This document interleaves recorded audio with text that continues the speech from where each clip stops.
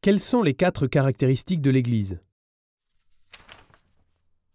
Le credo de Nicée parle de l'Église une, sainte, catholique et apostolique.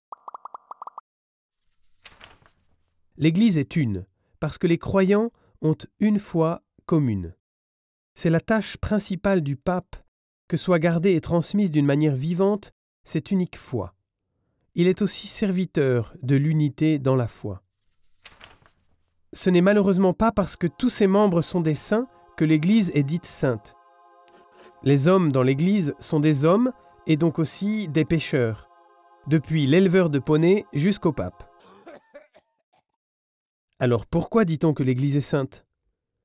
L'Église est sainte d'abord parce que Jésus est sa tête et son origine, et tous ceux qui sont liés à lui par la grâce sont aussi des membres vivants et sanctifiés de son corps. Et puis, l'Église est sainte parce que le but de l'Église est la communion avec Dieu. La gloire du ciel où tous ceux qui appartiennent au Christ se tiennent saints et parfaits devant Dieu. Troisièmement, l'Église est sainte parce qu'on trouve dans l'Église tous les moyens pour devenir un saint. Les moyens de la sainteté sont surtout les 7 sacrements. Par les sacrements, nous sommes plus intimement liés avec le Christ et par là aussi sanctifiés. C'est dans ce triple sens que l'Église est vraiment sainte, bien qu'on trouve dans l'Église pas mal d'hommes faibles et pécheurs. L'Église est catholique, parce qu'elle existe partout dans le monde. Le mot catholique vient du mot grec katholikos et veut dire universel.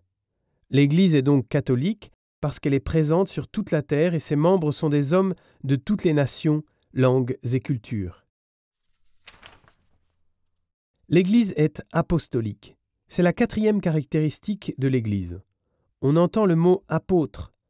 Après sa résurrection, Jésus disait aux apôtres de porter la foi jusqu'aux extrémités de la terre. Il leur a confié, ainsi qu'à leurs successeurs, les évêques, son message.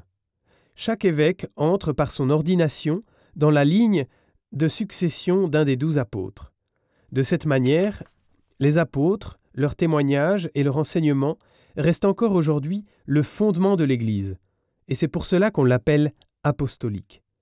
Cette caractéristique de l'Église nous rappellera aussi que nous sommes appelés à notre tour à être apôtres pour notre temps. Voilà les 4 caractéristiques de l'Église.